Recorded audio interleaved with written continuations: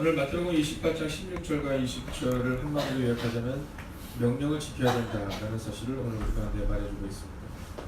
자, 2019년 표어가 뭐냐면 기적 같은 역사가 한 줄 한 줄 기록되는 한 해입니다. 자, 이스라엘 백성들의 모습에서 우리의 모습을 보게 되는데요. 이스라엘 백성들은 하나님의 역사를 한 줄 한 줄 기록해 나가기도 하고 상관없는 삶을 살아가기도 합니다. 하나님은 우리의 삶의 기본이 되는 말씀을 허락하셨는데, 그리고 그 말씀이 성취되는 것을 보여주셨는데, 그것은 바로 계명을 지킬 때 가능하다라는 것입니다. 신명기 6장 5절을 보면 이스라엘 백성들에게 이제 하나님께서 말씀하세요. 이스라엘 백성들이 약속의 땅에 들어가기 전 그들의 불순종으로 인해 40년을 광야에서 헤맵니다. 자, 40년을 광야에서 헤맨 다음 이제 주님께서는 신명기 6장 5절의 말씀을 통하여 너희가 약속의 땅에 들어가기 위해서는, 그리고 그 약속의 땅에서 어떻게 살아가야 하는지를 보여주는데, 그것을 신명기 6장 5절은 이렇게 기록합니다. 너는 마음을 다하고 뜻을 다하고 힘을 다하여 내 하나님 여호와를 사랑하라 라고 말합니다. 자, 그런데 그들이 처음 만난 난관이 무엇이었냐면 바로 여리고성이었습니다. 자, 이 여리고성이라는 것은 마차 2대가 지나갈 수 있을 정도로 큰 성이었더라고 고고학자들은 말합니다. 자, 이 크고 위대한 성 앞에 이스라엘 백성들이 딱 섰을 때 그들이 할 수 있는 일이 없었습니다. 어쩌면 입이 딱 벌어졌을 것입니다. 여러분, 우리가 한번 상상해 볼 때 이스라엘 백성들이 우리는 못한다라고 말하며 40년 동안 광야를 방황하기 전 그들이 본 것은 아무것도 없었습니다. 10명의 사람들의 이야기뿐이었습니다. 10명의 정탐꾼들이 안 된다라고 말하자 온 이스라엘 백성들이 안 된다라고 말했고, 그들은 그 말대로 40년을 광야에서 헤맵니다. 그런데 오늘 이 여리고성 앞에 딱 섰을 때 그들이 직접 실제로 본 겁니다. 무엇을 보았냐면 우리가 넘어설 수 없는 그 성을 본 겁니다. 그들이 한 일은 40년 동안 훈련을 한 것이 아닙니다. 광야에서 헤맸을 뿐입니다. 그러나 그 헤매는 시간 가운데 그들에게 있었던 것이 있습니다. 그것은 바로 그들이 그 40년을 통하여 하나님의 말씀에 순종하는, 즉 계명을 지키겠다는 훈련을 했다라는 것입니다. 자, 그 여리고성 앞에서 만약 그들의 전세대였다면 아마도 별의별 얘기가 다 나왔을 것입니다. 그러나 그들은 말씀에 순종하기로, 계명을 지키기로 다짐합니다. 그리고 그들이 한 일은 뭐냐면 6일 동안 아무 말도 하지 않습니다. 그리고 마지막 날이 되었을 때 그들은 하나님의 말씀대로 외쳤고, 그리고 그 여리고성이 무너집니다. 우리가 여기서 알 수 있는 것은 바로 이스라엘 백성들이 계명을 지키겠다고 다짐했을 때 그때 하나님의 역사가 나타났다라는 사실입니다. 자, 그렇다면 오늘 제자들은 어떻게 이 일을 이루었는가? 먼저 17절을 함께 보아야 될 필요가 있습니다. 17절을 우리가 함께 읽겠습니다. 함께 읽을까요? 시작. 예수를 배웠고 경배하나 아직도 의심하는 사람들이 있더라. 아멘. 오늘 27절이 우리 가운데 아주 중요한 메시지로 다가오는 것은 우리와 너무 비슷하다라는 겁니다. 2018년이 시작되었을 때 우리는 차원이 다른 삶을 선택하겠다고 다짐했지만 여전히 의심하는 모습으로 살아왔음을 고백하게 됩니다. 여러분, 그러나 2018년을 지나고 나서 보면 여전히 의심했지만 그러나 순종했던 우리의 모습을 보게 되고, 의심했음에도 불구하고 순종했던 우리의 삶을 통해 하나님의 역사를 보게 됩니다. 자, 의심하는 그들이 있었지만 16절은 이렇게 기록합니다. 16절을 함께 읽겠습니다. 함께 읽습니다. 시작. 11제자가 갈릴리에 가서 예수께서 지시하신 산에 이르러. 아멘. 여러분, 오늘 우리 가운데 있어서 계명을 지킴으로 우리가 하나님의 역사를 이루기 원한다면 첫 번째로 필요한 것은 바로 순종이다라는 겁니다. 여러분, 의심할 수 있습니다.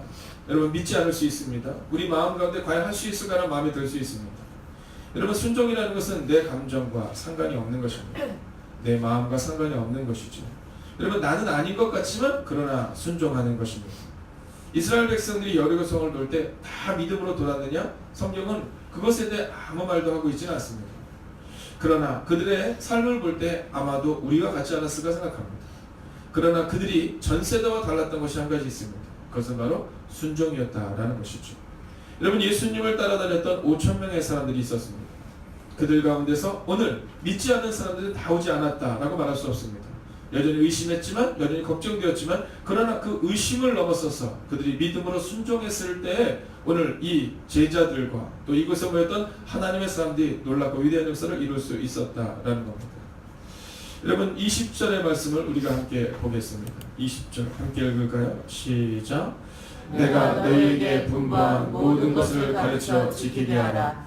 볼지어다 내가 세상 끝날까지 너희와 항상 함께 있으리라 하시니라. 아멘. 20절 어제 예배를 통해 우리는 여기에 나와있는 여러 가지의 동사 중에 가장 중요한 주동사를 제자를 삼아라는 단어였다고 함께 나눴습니다. 하나님의 관점에서 보실 때 제자를 삼아라는 단어가 가장 중요한 동사로 우리가 받아들입니다. 그렇다면 우리에게 있어서 중요한 단어는 무엇일까요? 그것은 바로 오늘 본문이 기록하고 있는 지키게 하라라는 단어입니다. 지키게 하라. 자, 그렇기에 오늘 첫 번째가 순종이라면 두 번째 메시지는 바로 지키는 것이다 라는 겁니다. 여러분, 여기에서 우리에게 주는 중요한 부분이 있습니다. 그것은 가르쳐 지키라는 것입니다. 여러분, 지키게 하라 라고 이야기해서 착각해서는 곤란합니다. 지키게 하라 라고 이야기했기 때문에 우리가 우리의 다음 세대들에게 가르치라 이 얘기를 하고 있는 것이 아닙니다. 지키게 하라 라는 것은 뭐냐 하면 가르침으로 지키게 하라 라는 겁니다. 예수님의 가르침은 어떤 것이었습니까? 예수님의 가르침은 늘 기도를 보여주셨습니다. 제자들과 함께 기도의 재료로 함께 가셨고 그리고 가르치셨습니다. 제자들을 데리고 산에 오르셨고 그리고 그들에게 뒷모습을 통해 가르치셨다라는 것입니다. 여러분, 지킨다라는 것은 가르치는 것인데 가르친다라는 것은 바로 보여주는 것이다라는 겁니다. 어떻게 여호수아가 약속의 땅을 얻을 수 있었습니까? 바로 모세의 가르침과 지키게 함이 있었기 때문을 잊지 마셔야 합니다. 오늘 주님은 우리에게 가르치셨고 우리에게 명령하셨습니다. 내가 너희에게 본을 보임으로 가르친 것으로 너희도 본을 보임으로 가르치라 라고 말합니다.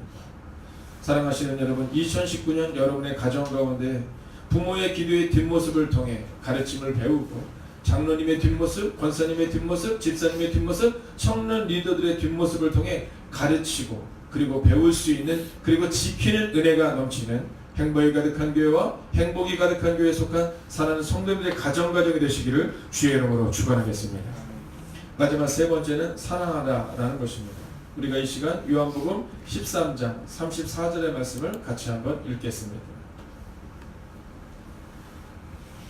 요한복음 13장 34절입니다. 함께 읽습니다. 시작.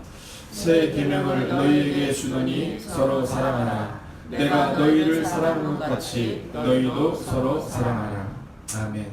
주님께서 우리에게 주셨던 여러 가지 메시지 중에 또 여러 가지 계명 중에 주님께서 직접적으로 이 계명을 너희에게 준다라고 말씀하신 부분은 바로 오늘 우리가 읽은 요한복음 13장 34절의 말씀입니다.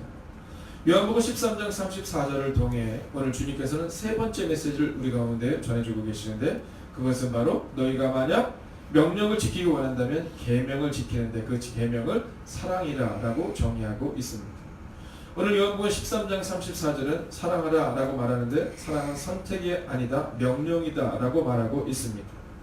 오늘 이 34절의 말씀을 우리가 주목하여 볼 때 이것은 우리 가운데 권면의 말씀이 아닙니다. 이것은 명령의 말씀입니다. 새 계명을 너희에게 준다. 그리고 너희는 이것을 지켜야 한다. 그것은 바로 사랑하라 라고 명령형으로 말하고 있다라는 겁니다. 여러분, 우리에게 있어서 사랑은 선택이 아니라 바로 필수다라는 것을 말하고 있습니다. 우리는 교회의 모습을 어떻게 보여줄까를 늘 고민합니다. 어떤 건물을 지어야 될까? 어떤 모습을 보여야 할까? 라고 생각하지만 오늘 성경은 우리 가운데 교회를 교회답게 하는 것은 우리의 모습이 아니다 라고 말합니다. 교회를 교회답게 하는 것은 교회의 건물적인 모습이 아니다 라고 말합니다.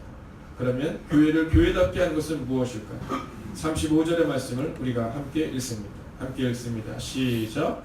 너희가 서로 사랑하면 이로써 모든 사람이 너희가 내 제자인 줄 알리라. 아멘. 여러분, 단순하고 명료합니다. 너희가 서로 사랑하면 이로써 모든 사람이 너희가 내 제자인 줄 알리라 라고 주님은 말씀하셨습니다. 우리의 교회가 어떻게 제자들이 모인 교회인가를 보여줄 수 있는가? 그것은 단순하고 명료합니다. 주님의 명령, 주님의 계명, 사랑하면 된다라는 것입니다.